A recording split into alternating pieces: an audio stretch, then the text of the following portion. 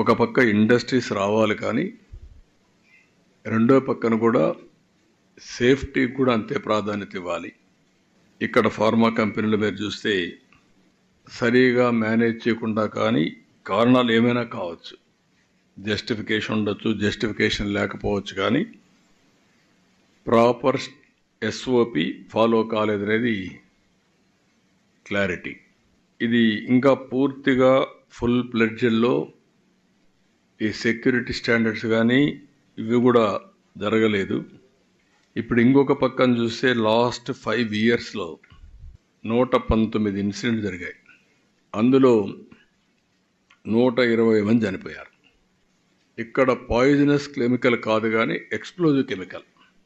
అక్కడ ఉండే మనుషులను కూడా తీసేపోయి ఆ గోడకు పైన ఆ ఫెన్సింగ్ మీద పడేసే పరిస్థితి వచ్చింది. అంటే అంత పవర్ఫుల్ బ్లాస్ట్ అయ్యే పరిస్థితికి వచ్చింది. ఫర్మ్ యాక్షన్ తీసుకుంటే తప్ప ఇక్కడ ఇవన్నీ కూడా ఫుల్ స్టాప్ పెట్టలేం. I want to go very clearly.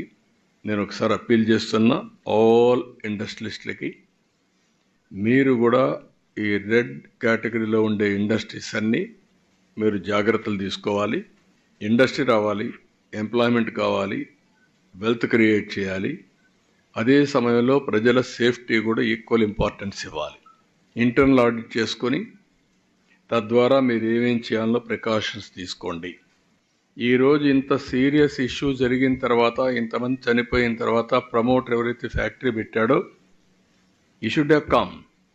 That is his responsibility, fundamental duty.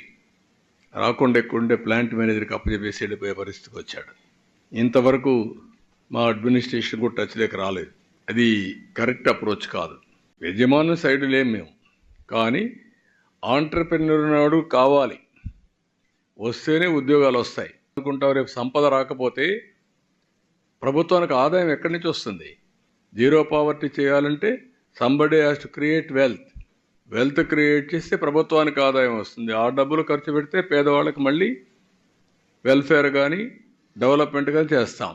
ఇవి చేయకుండా, సైకిల్ లేకుండా ఇక్కడ కట్ చేసేయండి, ఇది నా ఐడియాలజీ, మీరు కూడా ఫాలో కండి అంటే కుదరదు. టెక్నాలజీస్ అడాప్ట్ చేసుకోవాల్సి వస్తే టెక్నాలజీస్ అడాప్ట్ చేసుకుంటాం. స్మెల్ చేసే సెన్సార్స్ వస్తున్నాయి. ఎంతవరకు టెక్నాలజీ డ్రివన్ మనం ముందుకు పోగలుగుతాం వాళ్ళు కూడా ఆలోచించుకోవాలి.